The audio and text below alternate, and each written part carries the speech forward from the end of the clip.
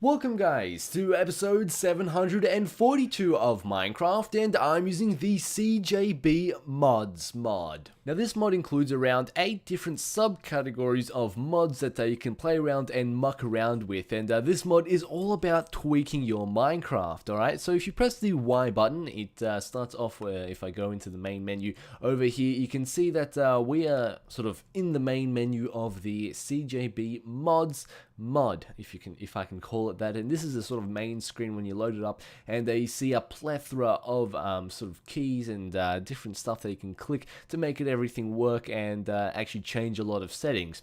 Alright, so just a quick rundown of what's happening. Here we have a sort of search bar, so you can type in anything you want. Let's get rid of that. You also have a scroll bar over here, so you can scroll down if there requires a lot of reading or picking items or whatever you want, and a handy little close button that you can just press just for aesthetic purposes, or you can just press the Y key again and off like so. And you can see that we have sort of different tabs here. These are just the main sort of categories, sort of main settings area. Now let's go over to the first sort of little mod that's inside this massive mod, and this is called the teleport tab. And say I've set up 2 points. We'll go to base, which is at the start of the sort of drawbridge over here, and the peak is all the way up at the top here.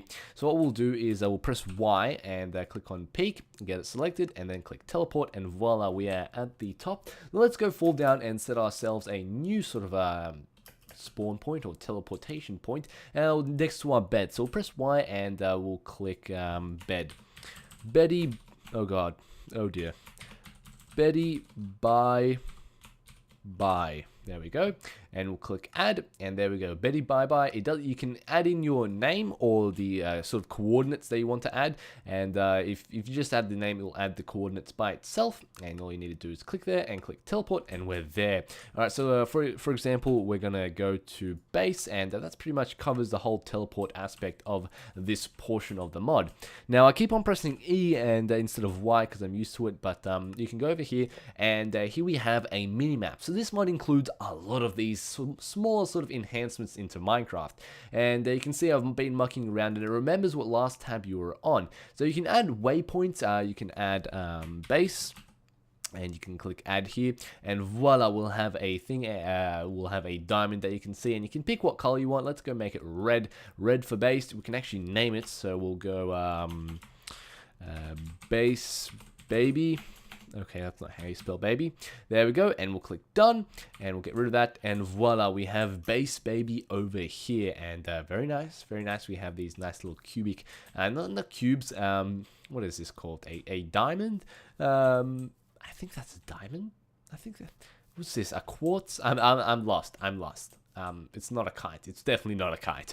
All right, I've lost my basic shapes. So you can enhance or actually notify. You can see here your mini map, and you can go through a plethora of options. You can choose mobs on and off, show players on and off, your true false, absolutely everything. You can change the zooming, you can change absolutely everything. You can even change the sort of HUD options, and you can go borders on and off. You can change it to a square, which is crazy, and all these different sort of options that you'd never think of, and say, this mini map, I would like it a square. Can you do that? Bam, you can do it. It's pretty cool, very nifty, and this by far beats Ray's minimap, and pretty much surpasses every single mod because it's all in one, and it's a bit old kid and caboodle. Now you can see here, these are the block colors. You can alter these as well. You can see a lot of green here, so these are entity colors. They could be a pig. So what you do here is we'll click edit, and say you want a pig to be pink because they're pink. All right, so we'll click done, and we'll have no pinks, okay, but we have a lot of sheep. All right, so we'll go click edit, and sheep are predominantly brown. So oh dear, how do we pick brown? This may be a little bit of a hassle. I don't think we can pick brown, so we'll just pick orange. orange, there we go, and voila, there's a lot of sheep because I'm in the plains biome, and voila, we have a lot of sheep here. So that pretty much covers the mini-map aspect of this mod. Hopefully I've covered everything of the mini-map. I'm just bluffing through them quite quickly because there's so many options that you can choose from. You can absolutely change anything. Say if you're not liking the ground color or the grass color, you can actually change that, and if you just leave your sort of cursor on it, it'll tell you what sort of color it is. So for example, if you want to find the ground color or absolutely any color you want, you can just scroll down and first of all, let's go find the grass. Well, it will be here for a long while. Here was some color variations. Wool, okay, there's a wool. Okay, you guys get the point. It's a lot. It is quite a bit. Crops, even more crops. I think that may be grass. Cactus. All right, I've had enough. That's a lot. You can pick, you can customize a lot of this, a lot of the mini map, and it goes beyond belief on what sort of things you can do. Now, X-ray. X-ray is sort of like cheating, and I really haven't figured out how to work this. I've built myself a secret hole if I can find it. Okay, we'll just build a new one, and you can see. Here we have. I found my old hole. You can see that there is no light source here, and I can still see stuff. If I just press the C button, no, let's press night vision. Oh dear, what have I done? Oh dear, what have I done? What it does is basically commence night vision, and it really doesn't explain in the forum thread what this night vision does, but you can see that I see everything. I'm not quite sure what is up with that.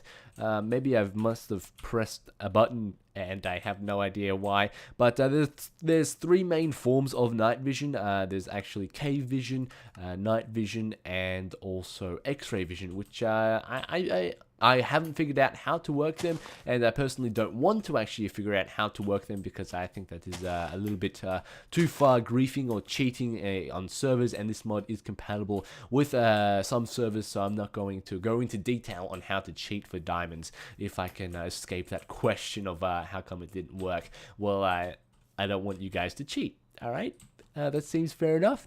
So let's move on. Here we have a sort of option of actual sort of like not enough items or too many items version, nicely split up, but it doesn't really compete with not enough items or anything. It's just basically nicely categorized, and I really don't see the need to actually use this as too many items or anything like that. But it's also nice and it includes it, so that's pretty cool. So here we have the sort of spawn or mob filter that this is called, and you can say if you don't like pigs, we'll filter them, and we won't spawn them. We don't like sheep, voila. Okay, there's still sheep here, but they won't spawn anymore, alright? So what we can do is if we press Y and go to options, kill remaining mobs, voila, they're all gone.